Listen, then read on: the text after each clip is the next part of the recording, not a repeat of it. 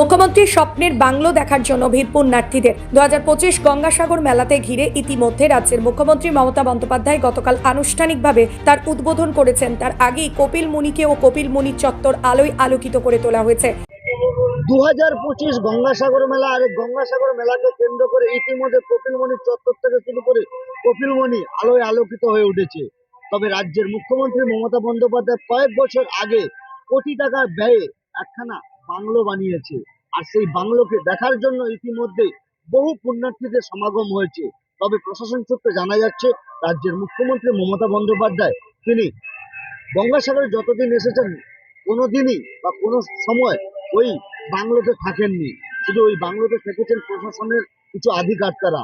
তবে এই বাংলোকে ঘিরে ইতিমধ্যেই যে পুণ্যার্থীরা আসছে, সেই পুণ্যার্থীরা এই বাংলো দেখার জন্য ভিড় জমিয়েছে। তবে কপিল মুনি ঢিলছড়া দূরত্বে রাজ্যের মুখ্যমন্ত্রী মমতা বন্দ্যোপাধ্যায় কয়েক বছর আগে কোটি টাকা ব্যয় তৈরি করেছেন আর স্বপ্নের প্রকল্প সেগুন কাঠ দিয়ে বাংলো, আর যা দেখার জন্য ভিড় জমিয়েছে শুধু এলাকার মানুষজন নয়, গঙ্গাসাগরে আগত বহু পুণ্যার্থীরা। সূত্রের খবর, এই স্বপ্নের প্রকল্পে কোনোদিন রাজ্যের মুখ্যমন্ত্রী মমতা বন্দ্যোপাধ্যায় রাত্রি যাপন করেননি। তবে এই কোটি টাকার সেগুন কাঠের তৈরি বাংলোতে আধিকারিকরা রাত্রি যাপন করেছেন বা করছেন।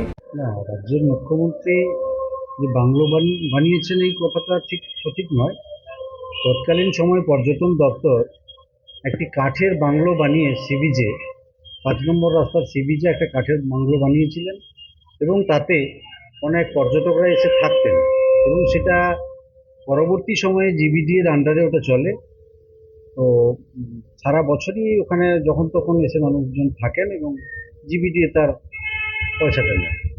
জিবিডি এর আন্ডারে ওই কাঠের বাংলোটা চলে। ওটা হচ্ছে কি, ওটা যেই সালে নির্মাণ হয়েছিল সেই সাল থেকে ওটা কিন্তু একটা পর্যটন কেন্দ্র এবং আকর্ষণীয় হিসেবে মানে সাগরদ্বীপবাসীর কাছে সহ রাজ্যের এবং রাজ্যের বাইরে সবার কাছে খুবই আকর্ষণীয় হয়েছে। কোথায়? সেই মমতা ব্যানার্জির কাঠের বাংলো। অবশ্যই যেহেতু সাগরে পদার্পণ করেছি মানে অবশ্যই ওই জায়গাটি দেখতে হবে।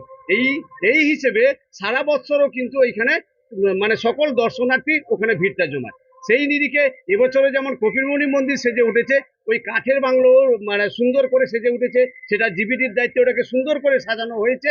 সেই নিরিখে ওখানে মানে সকল দর্শনার্থী যেমন ভিড় করছে, আমরাও দেখছি ওখানে দেখার জন্য ভিড় করছি। এবং দেখুন, বেশ কয়েক বছর আগে মুখ্যমন্ত্রীর স্বপ্ন একটি কাঠের বাংলো তৈরি হয়েছিল। সেটা একটি ট্যুরিজম স্পটের দর্শনীয় স্থান হিসেবে সেটা থেকেও গেছে।